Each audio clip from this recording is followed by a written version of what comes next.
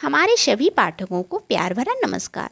तो दोस्तों, आज की कहानी है, तेरे अम्मा बाबूजी ने तेरे साथ कोई नौकरानी भेजी थी क्या।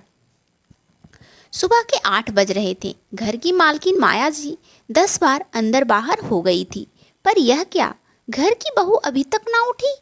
अभी 5 दिन पहले ही तो शादी हुई थी और अभी से इतने नखरे कि सास ससुर उठ गए लेकिन बहू उठकर बाहर ना आई।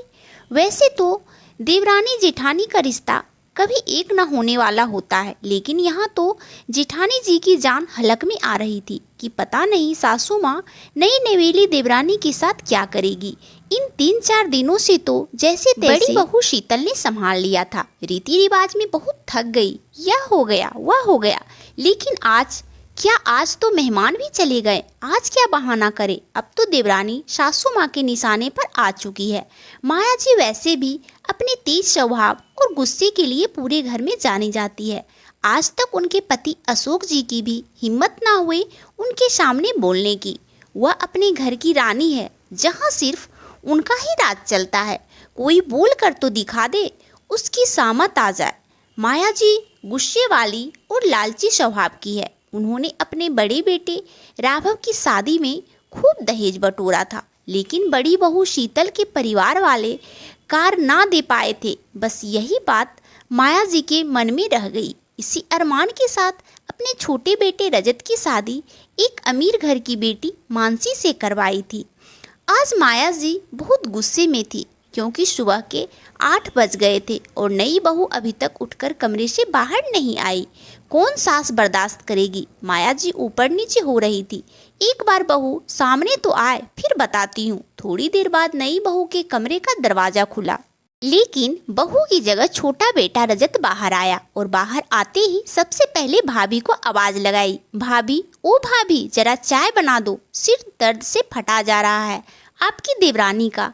रजत की बात सुनकर शीतल रसोई में जाने लगी। यह देखकर माया जी चिल्ला पड़ी, हाँ, नौकर लगा रखे हैं ना घर में। महारानी जी आराम फरमा रही है और तुम उसके लिए चाय बनाकर ले जा रहे हो। अब तक क्यों नहीं उठी महारानी जी। अम्मा तो कह रही है कि सिर दर्द हो रहा है। ऐसा कौन सा गढ़ जीत लिया जो सर दर्द हो गया। कुछ काम भी ना किया और बीमारी का बहाना लेकर बैठ गई। अब रहने भी दो ना, क्यों बात का बतंगड़ बना रही हो अम्मा।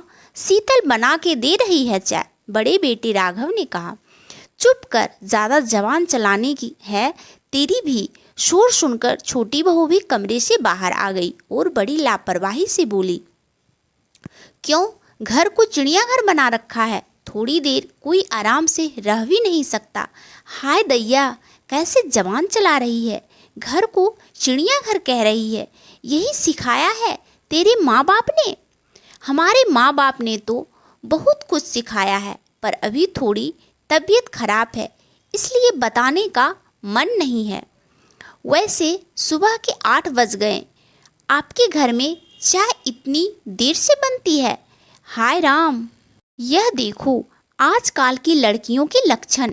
तेरे अम्मा बाबूजी ने तेरे साथ कोई नौकरानी भेजी थी क्या, जो तेरे लिए चाय बनाएगी। घर की बहू है तो बहू की तरह खुद जाकर चाय बनाओ। मैं क्यों चाय बनाऊंगी, क्यों घर का काम करूंगी। मानसी ने कहा, क्योंकि तू घर की बहू है, तुझे काम तो करना पड़ेगा। अम्मा जी बोली, इस गलतफहमी में ना रहना अम्मा जी। आपने जो जो चीज़ मांगी थी मेरे माँ बाप ने दे दी है आपको। जब इतना दहेज दिया है तो मैं घर का काम क्यों करूँगी। दहेज कोई नीचे गाएगा दिया है क्या, अपनी नाक को दिया तेरे पिता ने, समाज में इज्जत दिखाने के लिए। माफ़ करना अम्मा जी, जो तेरे पिता अपनी मर्जी से देते वह अपनी नाक को देते, लेकिन आपने तो मांग मांग कर लिया है।